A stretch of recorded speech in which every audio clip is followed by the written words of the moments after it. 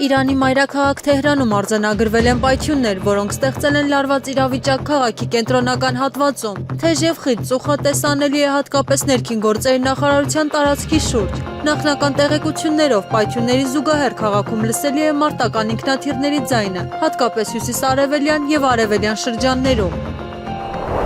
Իսրայելական տեղեկատվական հարթակները հայտնել են, որ իրականացված հարվածների ընթացքում սպանվել է Իրանի բանակի գլխավոր հրամանատար Ամիր Խաթամին։ Տեղեկությունը տարածվում է իսրայելական լրատվական ռեսուրսներով, սակայն պաշտոնական հաստատում առայժմ չի հրապարակվել։ Նշվում է, որ հարվածների հետևանքով տուժել են նաև Իրանի քաղաքացիական բնակիչներ։ Տուժածների թվի եւ վնասվածքների բնույթի վերաբերյալ մանրամասներ դեռևս չեն հաղորդվում։ Միաժամանակ փոխանցվում է, որ Իրանի նախագահ Մասուդ Փեզեշքյանը չի տուժել իրականացված հարձակման արդյունքում։ Իսրայելի վարչապետ Բենյամին Նեթանյահուն կոչ է արել իսրայելցիներին ցուցաբերել անսասանություն առաջիկա օրերին։ Ես կոչ եմ անում ձեզ, Իսրայելի քաղաքացիներ, հետևել ներքին ճակատի հրամանատարության հրահանգներին։ Առաջիկա օրերին առյուծի մռնչյուն գործողությունը մեզանից բոլորիս կպահանջի տոկունություն եւ արիություն։ Միասին մենք կկանգնենք, միասին կպայքարենք եւ միասին կապահովենք Իսրայելի հավերժությունը, ասել է Նեթանյահուն։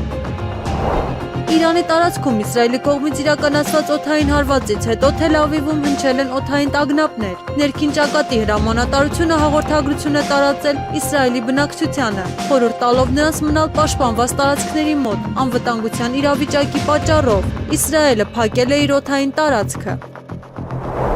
Արաբական Միացյալ Էմիրությունների մայրաքաղաք Աբու Դաբիում պայթյուններ են արձանագրվել Իսրայելի եւ ԱՄՆ-ի կողմից Իրանի դեմ իրականացվող հարվածների ֆոնին։ Այս մասին հայտնում է Reuters գործակալությունը, հղում անելով տեղի ունեցածին ականատեսների հաղորդագրություններին։ Ականատեսները փոխանցել են, որ սկզբում լսվել է մեկ հզոր պայթյուն, իսկ 5-10 րոպե անց եւս մի քանի ավելի խուլ ձայներ։ Տարածվող տեղեկություններով իրանական բալիստիկ հրթիռները խոցել են ԱՄՆ-ում գտնվող Ալ-Դհաֆրա ավիաբազան, որտեղ տեղակայված է ամերիկյան ռազմական ստորաբաժանում։ Ավելի վաղ հաղորդվել էր նաև Բահրեյնում եւ Կատարում գտնվող ամերիկյան ռազմաբազաների տարածքում պայթյունների մասին։ Միաժամանակ տեղեկություններ են շրջանառվում, որ իրանական առաջին բալիստիկ հրթիռը հասել է իր թիրախին Թել Ավիվում։ Իրանի զինված ուժերի գլխավոր շտաբը հայտարարել է, որ տարածաշրջանում գտնվող այն ցանկացած ռազմաբազա, որը աջակցություն է ցուցաբերում Իսրայելին, կարող է դառնալ իրանական հրթիռային հարվածների թիրախ։ Գլխավոր շտաբի ներկայացուցիչը նշել է, որ տարածաշրջանում գտնվող ցանկացած բազա, որը կօգնի Իսրայելին, կդառնա մեր թիրախը։ Թեհրանը շեշտել է, որ պատասխան գործողությունները շարունակվելու են, կախված իրավիճակի զարգացումից։ Մեհր գործակալության տվյալներով Իրանի պատասխան հարվածները մինչ այժմ ուղղվել են Կատարում, Քուվեյթում, Արաբական Միացյալ Էմիրություններում եւ Բահրեյնում գտնվող ռազմական բազաների դեմ։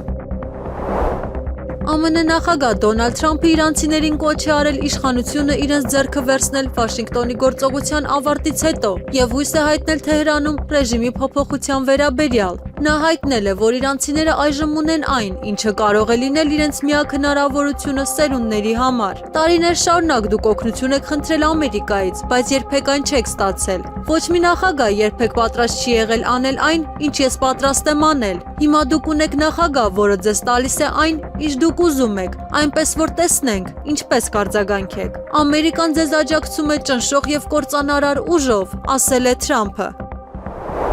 Զվարթնոց միջազգային օդանավակայանի առցանց չվատախտակի տվյալների համաձայն այսօր ԱՄԷ-ից եւ Ռուսաստանից մի շարք չվերթների ուշացումներ են գրանցվել։ Մասնավորապես հետաձգվել են դեպի Աբու Դաբի եւ Դուբայ, ինչպես նաեւ Մոսկվայից եւ Եկատերինբուրգից իրականացվող չվերթները։ Նախնական տեղեկություններով չվացուցակի փոփոխությունները կապված են Իրանում տիրող ներկա իրավիճակի եւ օդային ուղիների վրա ազդող սահմանափակումների հետ։ Իրանի տարածքով անցնող Բաքու-Նախիջևան-Բաքու ավտոբուսային երթուղին անորոշ ժամանակով դադարեցրել է իր գործունեությունը, այս մասին հայտնել է թուրքագետ Վարուժան Գեղամյանը։ Նաև այսպիսի իրավիճակների համար են թշնամական Թուրքիան ու Ադրբեջանը ուզում իրենց համար վերահսկել միջանցք, որ Իրանից կախված չլինեն, այլ իրենց ուզածով անխոչնդոտ գնան ու գան Սյունիքով։ Ու մի հարմար պահի էլ այնտեղ զորք տեղակայեն ու ասեն մեր անվտանգային գոտին է, նշել է թուրքագետը։ Վարուժան Գեղամյանը հայտնել է նաև, որ հարվածներ են հասցվել նաև Ուրմիա քաղաքին, որտեղ կան հայեր։ Այս բնակավայրը ոչ միայն մոտ է Հայաստանի Հանրապետության սահմաններին, այլև ունի հայ բնակչություն, իսկ Աբու Դաբիում արդեն զոհ կա, նշել է Գեղամյանը։ Փետրվարի 28-ին պարեկները Շիրակի մարզից դեպի Լոռու ժամանակավորապես դադարեցրել են բեռնատարների տեղաշարժը։ Ինչպես հայտնում է Շամշանքոմը, պատճառը ջաջուրի ոլորաններում բուքն է։ Պարեկները բեռնատարներին 10 ուղեկցում են դեպի Լոռու մարզ։ Իրանում եւ Իսրայելում գտնվող Հայաստանի Հանրապետության քաղաքացիներին հորդորում ենք պահպանել անվտանգության կանոնները եւ հետեւել պաշտոնական ցուցումներին։ Այս մասին հայտարարություն է տարածել Հայաստանի Հանրապետության արտաքին գործերի նախարարությունը։ Նախարարությունը շարունակելու է իրավիճակի մշտադիտարկումը եւ ըստ անհրաժեշտության հանդես կգա տեղեկատվության թարմացմամբ։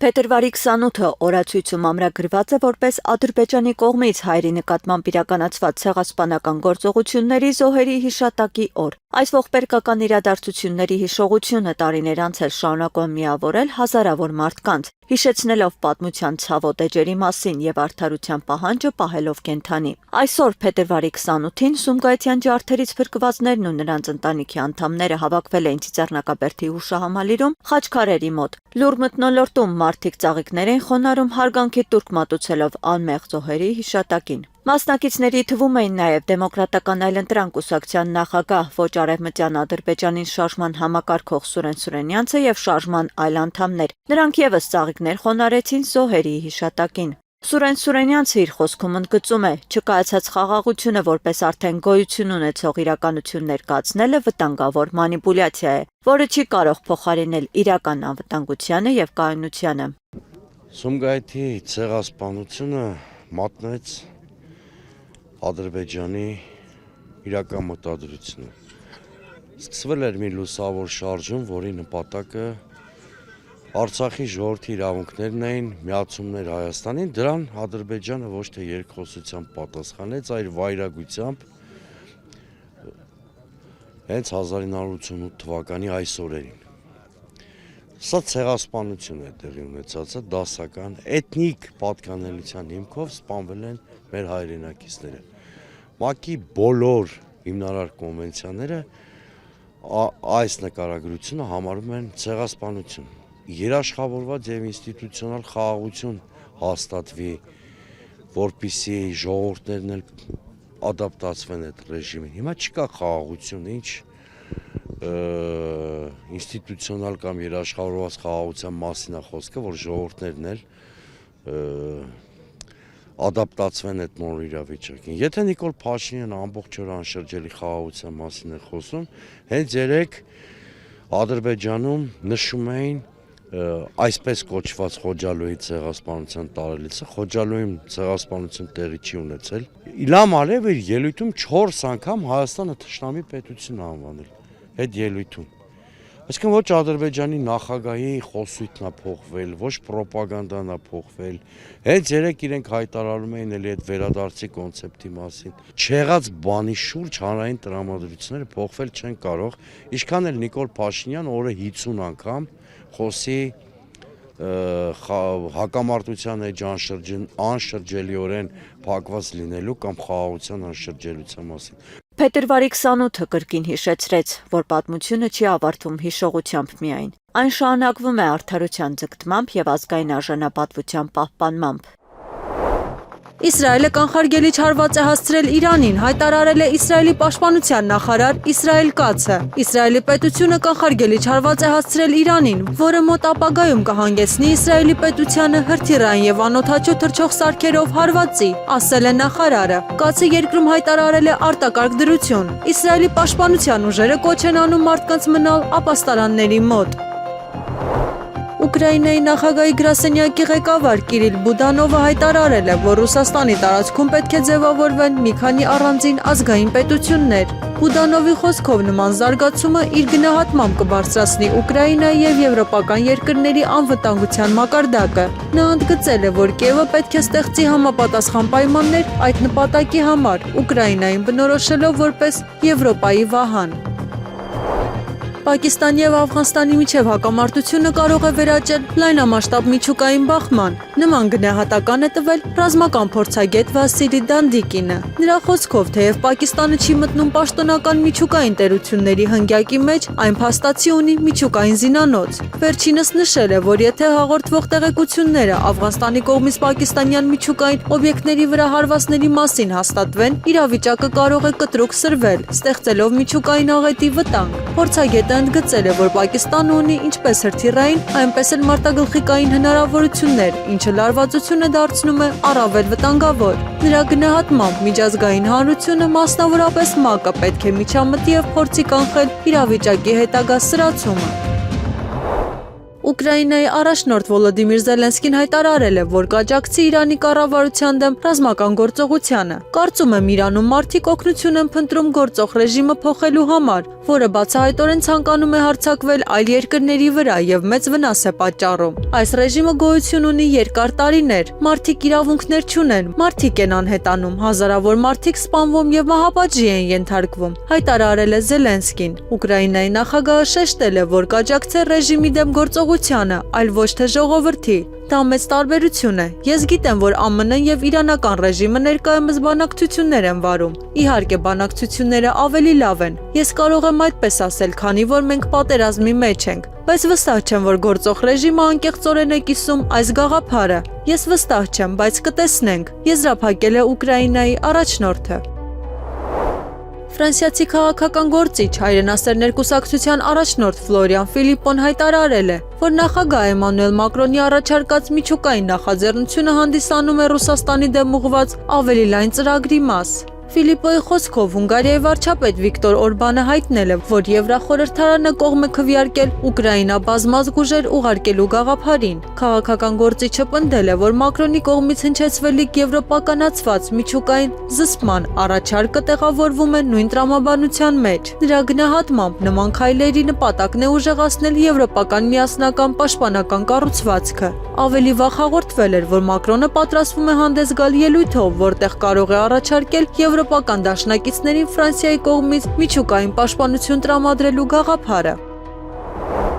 Չինաստանը կոչ է արել իր քաղաքացիներին զերծ մնալ դեպի Իրան ուղևորություններից, իսկ նրանց, ովքեր արդեն գտնվում են Իրանի տարածքում, հորդորել է հնարավորինս շուտ լքել այդ երկիրը, հաղորդում է Global Times թերթը։ Իրանում անվտանգության հետ կապված իրավիճակը հաշվի առնելով, Չինաստանի արտաքին գործերի նախարարությունը, ինչպես նաև Իրանում Չինաստանի դեսպանությունը եւ հյուպատոսությունը հիշեցնում են չինացի քաղաքացիներին, որ անհրաժեշտ է զերծ մնալ դեպի Իրան ուղևորություններից, իսկ Իրանում գտնվող Չինաստանի քաղաքացիները պետք է հնարավորինս շուտ լքեն երկիրը, նշված է Չինաստանի ԱԳՆ հյուպատոսական գործերի վարչության հաղորդագրությունում։ Իրանի գերագույն առաջնորդ Այաթոլլա Ալի Խամենեին Թեհրանում չէ, նա տեղափոխվել է անվտանգ վայր, հաղորդում է Reuters-ը, հղում անելով իրանցի պաշտոնյային։ Ավելի վաղ Իսրայելի պաշտպանության նախարարությունը հայտարարել էր, որ Իսրայելը կանխարգելիչ հարված է հասցրել Իրանին։ Իսրայելը փակել է իր օդային տարածքը Իրանի վրա կանխարգելիչ հարվածից հետո, հայտարարել է օդանավակայանների վարչությունը։ Բոլոր քաղաքացիական օդանավակայանները ներկայումս փակ են, թռիչքներն ու վայրեջքները դադարեցված են։ Ուղևորները այս պահին չպետք է մեկնեն օդանավակայան եւ լրացուցիչ տեղեկություններ ստանալու համար պետք է դիմեն իրենց ավիաընկերություններին, ասվում է մամուլի հաղորդագրության մեջ։ ԱՄՆ նախագահ Դոնալդ Թրամփը հայտարարել է, որ Միացյալ Նահանգները սկսել է Իրանի դեմ խոշոր գործողություն։ Որոշ ժամանակ առաջ Միացյալ Նահանգների զինված ուժերը սկսեցին խոշոր մարտական գործողություններ Իրանում, ասել է Թրամփը։ ԱՄՆ-ն հարվածներ է հասցնում Իրանին ինչպես օդից, այնպես էլ ծովից, հաղորդում է Reuters-ը, հղում անելով անանուն ամերիկացի պաշտոնյայի։ Գործակալությունը լրացուցիչ մանրամասներ չի տրամադրել։ Վրաստանի խորհրդարանի նախագահ Շալվա Պապուաշվիլին հայտարարել է, որ մարտի 4-ի լիագումար նիստում չի ներկայացնի խորհրդարանական գործունեության վերաբերյալ տարեկան զեկույցը։ Ինչպես պարզաբանել է խորհրդարանի խոսնակը, զեկույցի ներկայացումը կհետաձգվի մինչև հաջորդ նստաշրջան։ Ըստ Պապուաշվիլիի, զեկույցը կհետաձգվի Հայաստանի վարչապետի նախատեսված այցի պատճառով։ Հայաստանի Հանրապետության վարչապետը նախատեսված այց ունի Վրաստան, ասել է նա։ Հայաստանի առաջին նախագահ Լևոն Տեր-Պետրոսյանն ասել է, թե ինչպես է գնահատում ընդդիմության շրջանում տիրող իրավիճակը։ Նա մասնավորապես նշել է. պետք է անկեղծորեն խոստովանել, որ ընդդիմադիր կուսակցությունների միջև ամիսներ շարունակ ընթացող բանակցությունները ոչ մի համաձայնության չեն հանգեցրել։ Այդ պարագայում պառակտված ընդդիմությանը միավորելու միակ կարող ուժը Սամվել Կարապետյանն է։ Անհրաժեշտ է վերջիվերջո հասկանալ, որ ընդդիմության միավորումը ոչ թե քաղաքական, այլ պարզապես ազգի փրկության խնդիր է։ Լինելով ինքնաբավ եւ կայացած անձնավորություն, Կարապետյանն ունակ է լուծել այդ խնդիրը, նշել է առաջին նախագահը։ Ներքին գործերի նախարարի պաշտոնավարումից ի վեր աջակցում ենք միայն այն նախագծերին, որոնք ստացել են ԿԳՄՍ նախարարության մասնագիտական դրական եզրակացությունը։ Այս մասին հայտարարել է Ներքին գործերի նախարարության խոսնակ Նարեկ Սարգսյանը։ Ներքին գործերի նախարարությունը պարբերաբար կինոարտադրությամբ զբաղվող կազմակերպություններից ստանում է դիմումներ ֆիլմերի նկարահանումներին աջակցելու համար։ Տեղեկացնում ենք, որ Ներքին գործերի նախարար Արփինե Սարգսյանի պաշտոնավարումից ի վեր որդեգրվել է հստակ քաղաքականություն։ Նախարարությունը չի աջակցում այն ֆիլմարտադրական նախագծերին, որոնք չեն ստացել կրթության, գիտության, մշակույթի եւ սպորտի նախարարության դրական մասնագիտական եզրակացությունը, ասված է հաղորդագրության մեջ։ Հայաստանի Հանրապետության վարչապետ Նիկոլ Փաշինյանը ելույթով հանդես է եկել սպորտային հրաձգության Եվրոպայի մեծահասակների առաջնության բացման արարողությանը։ Հաճույքով ենք ընդունում այս առաջնությունը, ուրախ ենք արձանագրել, որ ՀՀ-ն դառնում է Եվրոպայի եւ աշխարհի առաջնությունների արդեն սովորական վայր։ Համոզված եմ, որ այս առաջնությունները նոր խթան կտան ընդհանրապես միջազգային սպորտի զարգացմանը եւ տվյալ մարզաձևերի զարգացմանը Հայաստանի Հանրապետությունում։ Բոլորիդ մաղթում եմ դիպուկ հրաձգություն, ասել է վարչապետը։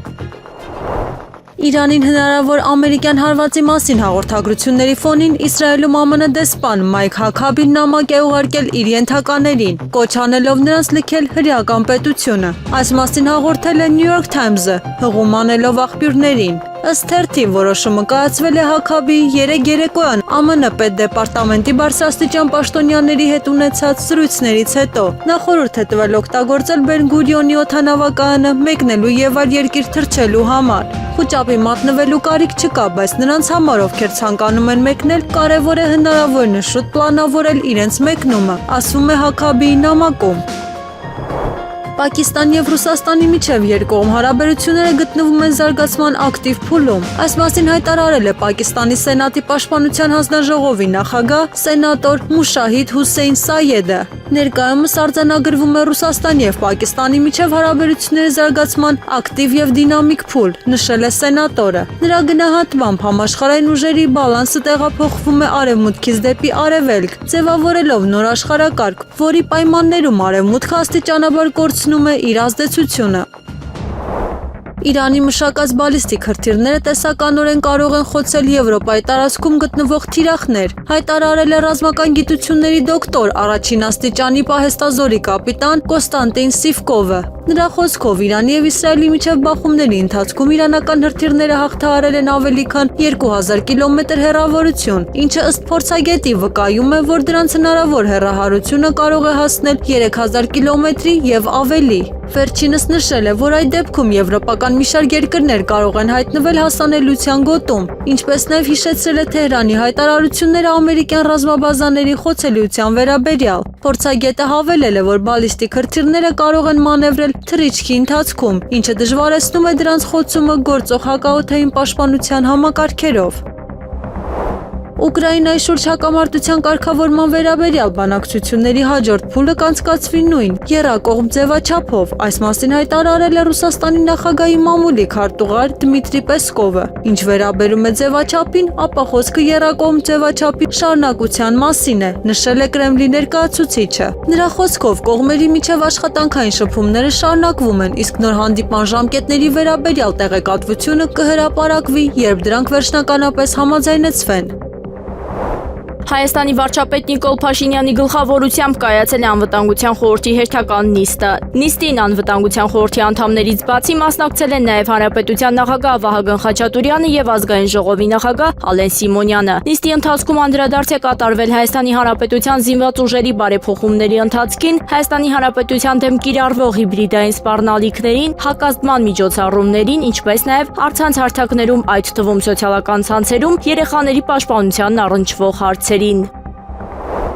Իրական խաղաղության միակ ճանապարհը բոլոր պատանդների ազատ արձակումն է։ Այս մասին ասել է Բաքվում 20 տարվա ազատազրկման դատապարտված Ռուբեն Վարդանյանի որդին Դավիթ Վարդանյանը, հարցազրույց տալով ֆրանսիական France 24 հեռուստաընկերությանը։ Հորս հետ հեռախոսով խորհրդակցելուց հետո որոշել ենք չբողոքարկել դատավճիռը, Ադրբեջանում հաշվի առնելով ադրբեջանական դատարանի կողմնակալ եւ միակողմանի դիրքորոշումը։ Տեղի ունեցածն իրական դատաքննություն չի եղել, այլ քաղաքական շոու նախատեսված ներքին լսարանի եւ հնարավոր է նաեւ որոշ արտաքին դիտորդների համար։ Սա անկասկած արդար եւ օրինական դատավարություն չէր, ուստի հայրս հրաժարվել է մասնակցել դրան, նշել է Դավիթ Վարդանյանը։ Գլխավոր դատախազ Աննա Վարդապետյանը վճռաբեկ բողոք է ներկայացրել Մասիսի նախկին քաղաքապետ Դավիթ Համբարձումյանի գործով։ Դատախազի բողոքը վերաքննիչ քրեական դատարանի այս տարվա հունվարի 19-ի որոշման դեմ, ըստ որի Դավիթ Համբարձումյանի խափանման միջոցը փոխվել էր տնային կալանքով։ Դատախազությունը պահանջում է վերացնել այդ խափանման միջոցը եւ ընտրել կալանքը։ Դատախազությունը գործերի 90%-ով բողոքներ է ներկայացնում, երբ իրենց սրտով չի լինում, որպես կանոն վարույթ չեն ընդունում։ Չեմ կարծում, որ այս բողոքն էլ վարույթ կընդունեն, քանի որ դեռ քննության փուլում է։ Այս մասին հայտնել է Դավիթ Համբարձումյանի պաշտպաններից Տիգրան Աթանեսյանը։ Վարչապետ Նիկոլ Փաշինյանի հասցեին վիրավորանք հնչեցնելու համար TikTok սոցիալական ցանցում հայտնի Հայկ Եղյանի նկատմամբ նշանակվել է տնային կալանք եւ բացակայելու արգելք, այս մասին տեղեկացնում է նրա պաշտպան Ռոման Երիցյանը։ Որոշումը կայացրել է Գեղարքունիքի մարզի ընդհանուր իրավասության դատարանի դատավոր Արամ Մարտիրոսյանը։ Ըստ պաշտպանի Հայկին մեղսագրված արարքի համար օրենքով նախատեսված է նույնիսկ տուգանք կամ հանրային աշխատանքներ, մինչդեռ քննչական կոմիտեն գտել էր, որ որպես խափանման միջոց պետք է ընտրել հենց կալանքը։ Սահմանադրական կարգի տապալման հետ առնչություն չունեմ, քրեական հետապնդումը պետք է դադարեցվի, այս մասին հայտարարել է Հայաստան խմբակցության падգամավոր պաշտպանության նախկին նախարար Սերյան Օհանյանը։ Հայաստանի Հանրապետության զինված ուժերը եւ նրա կազմում գլխավոր շտաբի պետը գործել են բացառապես այն նպատակով, որ կարողանան հանրապետության մայրաքաղաքում պաշտպանել այն կարևոր օբյեկտները, որոնք ազդեցության տակ էին գտնվում ոչ խաղաղ ցուցարարների կողմից, նշել է Օհանյանը։ Հանրապետության նախագահ Վահագն Խաչատուրյանը փետրվարի 26-ին մի շարք օրենքներ է ստորագրել։ Խաղային գործունեության կարգավորման մասին օրենքում լրացում կատարելու մասին, Հայաստանի Հանրապետության քաղաքացիական դատավարության օրենսգրքում լրացում կատարելու մասին, գնումների մասին օրենքում լրացում կատարելու մասին, պետություն մասնավոր գործընկերության մասին օրենքում լրացում կատարելու մասին օրենքների փաթեթը։ Չինաստանից պահանջել միանալ ԱՄՆ-ի եւ Ռուսաստանի միջև միջուկային զինաթափման բանակցություններին անարդար է եւ անիրագործելի այս փուլում, հայտարարել է Չինաստանի արտաքին գործերի նախարարության խոսնակ Մաո Նինգը։ Չինաստանի միջուկային ուժերը գտնվում են բոլորովին այլ մակարդակի վրա, քան ԱՄՆ-ի եւ Ռուսաստանի ուժերը։ Պահանջելով Չինաստանից մասնակցել այսպես կոչված եռակողմ միջուկային զինաթափման բանակցություններին, Չինաստանի ԱՄՆ-ի եւ Ռուսաստանի միջև այս փուլում անարդար է, իրացիոնալ եւ անիրագործելի, ասել է խոսնակը։ Ուկրաինայի հարցով եռակողմ բանակցությունների հաջորդ փուլը կարող է տեղի ունենալ Աբու Դաբիում մարտի սկզբին։ Այս մասին հայտարարել է Ուկրաինայի առաջնորդ Վոլոդիմիր Զելենսկին Ժնևում ԱՄՆ ներկայացուցիչների հետ ուկրաինական պատվիրակության հանդիպումից հետո։ Ուկրաինայի հարցով հաջորդ եռակողմ բանակցությունները ամենայն հավանականությամբ տեղի կունենան Աբու Դաբիում մարտի սկզբին, նշել է Զելենսկին։ Ռուսաստանի արտաքին գործերի նախարարության պաշտոնական ներկայացուցիչ Մարիա Զախարովան հայտարարել է, որ ԱՄՆ նախկին նախագահ Բիլ Քլինթոնը եւ նախկին պետքարտուղար Հիլարի Քլինթոնը տեղյակ են եղել ֆինանսիչ Ջեֆրի Էփշտեյնի գործունեության մասին։ Բիլ Քլինթոնը ամեն ինչ գիտեր եւ Հիլարի Քլինթոնն էլ գիտի։ Այնինչ նա երեք ասում է սուտ է, նշել է Զախարովան։ Նրա խոսքով Քլինթոնների ցուցմունքները չեն համապատասխանում իրականությանը։ Ավելի վաղ ԱՄՆ ներկայացուցիչների պալատի անդամ Աննա Պաուլինա Լունան հայտնել էր, որ Էփշտեյնի գործով հարցաքննության ժամանակ Հիլարի Քլինթոնը կենտրոնացել է ֆինանսիստի հնարավոր կապերի վրա օտարերկրահատուկ ծառայությունների հետ, առաջարկելով ուսումնասիրել նրա առնչությունները Իրանի, Իսրայելի եւ Ռուսաստանի հետ։ Իրանը պատրաստ է նպաստել Աֆղանստանի եւ Պակիստանի միջև հակամարտության կարգավորմանը, հայտարարել է Իրանի արտաքին գործերի նախարար Աբբաս Արաղչին։ Աֆղանստանն եւ Պակիստանը պետք է լուծեն իրենց արկա տարաձայնությունները բարյադրացիական հարաբերությունների շրջանակներում եւ երկխոսության միջոցով։ Իրանի Իսլամական Հանրապետությունը պատրաստ է ցանկացած օգնություն ցուցաբերել երկխոսությունը խթանելու եւ երկու երկրների միջև փոխըմբռնումն ու համագործակցությունը ամրապնդելու գործում, հայտնել է նախարարը։ Գերմանական թերթի փոխանցման Վոլոդիմիր Զելենսկին դիվանագիտական սկանդալ է առաջացրել։ Գերմանիայի արտաքին գործերի նախարար Վադեֆուլին շնորհելով նրա կոչմանը չհամապատասխանող շքանշան։ Թերթը նշում է, որ Զելենսկին Վադեֆուլին շնորհել է երկրորդ աստիճանի արժանիքի շքանշան, մինչդեռ նա արժանացել էր առաջին աստիճանի արժանիքի շքանշանի։ Դաշնային արտաքին գործերի նախարար Յոհան Վադեֆուլը Վոլոդիմիր Զելենսկու կողմից պարգևատրվել է երկրորդ աստիճանի արժանիքի համար շքանշանով, սակայն շքանշանի կանոնադրության համաձայն ինքնիշխան պետությունների նախարարները իրականում ստանում են առաջին աստիճանի շքանշան, նշվում է հոդվածում։ Ըստ կանոնադրության երկրորդ աստիճանը իրականում նախատեսված է կառավարության եւ խորհրդարանի ղեկավարների տեղակալների, նախարարների, կենտրոնական կառավարության այլ մարմինների ղեկավարների եւ դեսպանների համար։ Չինաստանը ուշադիր հետևում է Պակիստանի եւ Աֆղանստանի միջև ստեղծված իրավիճակին եւ կոչ է անում երկու կողմերին զսպվածություն ցուցաբերել։ Հայտարարել է Չինաստանի արտաքին գործերի նախարարության խոսնակ Մաո Նինգը։ Չինաստանը ուշադիր հետևում է իրավիճակին, ընդգծել է պաշտոնյան։ Բրիտանացի եւ ֆրանսիացի դեսանտայինները ավարտել են այսպես կոչված կամավորների կոալիցիայի զորքերի Ուկրաինա հնարավոր տեղակայման նախապատրաստական աշխատանքները, եթե հակամարտությունը դադարի։ Այս մասին հաղորդել է Daily Telegraph-ը։ Թերթի տվյալներով ավելի քան 600 բրիտանացի դեսանտայիններ ֆրանսիական եւ իտալական զորքերի աջակցությամբ վարժական գործողություններ են անցկացրել Բրետանում։ Սա 9-օրյա Օրիոն վարժանքների մի մասն է, որոնք սկսվել են փետրվարի 24-ին, մոտ 2000 զինվորների մասնակցությամբ։ Թերթը չի ներկայացնում վարժությունների ավարտի մասին պնդումը հաստատող ապացույցներ, սակայն նշում է, որ բրիտանական զինված ուժերի թիվը հասել է մոտ 70,000 անձնակազմի, ամենացածր ցուցանիշը վերջին 200 տարվա ընթացքում։ Հրատարակությունը նաև նշում է, որ վարչապետ Քիր Սթարմերին զգուշացրել են, որ Մեծ Բրիտանիան ստիպված կլինի զորքերը դուրս բերել Էստոնիայից եւ Կիպրոսից մեկ բրիգադ ամբողջությամբ համալրելու համար, եթե այն անհրաժեշտ լինի վերաբաշխել Ուկրաինա։ Ռուսաստանին զսպելու առումով մեզ անհրաժեշտ է եւս 3-ից 5 տարի, որպեսզի կարողանանք դիմակայել լուրջ բախման խոշոր տերության հետ։ Մի հակամարտության, որը աշխարհագրորեն սահմանափակ է ձևով եւ մասշտաբով, թերթին ասել է պաշտպանության փոխնախարար Ալիստեր Կարնեսը։ Իրականությունն այն է, որ մեր զորքերը անկախ նրանից դա մեզ դուր է գալիս թե ոչ, շատ առումներով չեն փոխվել 1990-ականներից ի վեր, ընդունել է փոխնախարարը։ Պաշտպանության նախկին նախարար ազգային ժողովի Հայաստան խմբակցության պատգամավոր Սեյրան Օհանյանի կնոջը Ռուզաննա Խաչատրյանին վերաբերող գործը մուտք է եղել դատարան փետրվարի 26-ին։ Գործը մակագրվել է դատավոր Արամ Գրիգորյանին, մեղադրանքի առաջադրվել նաև Ռուզաննա Խաչատրյանի ազգականներ Աննա Բադալյանին եւ Կարինե Մարգարյանին։ Այս մասին տեղեկանում ենք Դատալեքս համակարգից։ Սեյրան Օհանյանի կնոջը Ռուզաննա Գուրգենի Խաչատրյանին մեղադրանքի առաջադրվել այն բանի համար, որ նա 2021 թվականի դեկտեմբերի 13-ից 2022 թվականի հունիսի 23-ն ընկած ժամանակահատվածում կազմակերպել եւ ղեկավարել է Աննա Բադալյանի եւ Կարինե Մարգարյանի կողմից քաղաքացիական գործով ապացույցներ կեղծելը, կազմակերպել եւ ղեկավարել է Աննա Բադալյանի կողմից քաղաքացիական գործով արգելանքի տակ գտնվող գույքերի նկատմամբ ապօրինի գործողությունների կատարումը, որը դրսևորվել է այդ գույքերն ապօրինի օտարելով։ Ինչպես նաև 2022 թվականից մինչև 2024 թվականն ընկած ժամանակահատվածում հանդիսանալով Հայաստանի Հանրապետության օրենսդրությամբ սահմանված հայտարարագիր ներկայացնելու պարտականություն ունեցող անձ իր կողմից ներկայացված հայտարարագրում թաքցրել է հայտարարագրման ենթակա թվով 2 անշարժ գույքերի վերաբերյալ տվյալները, որը հանգեցրել է առանձնապես խոշոր չափերով գույքերի չհայտարարագրմանը։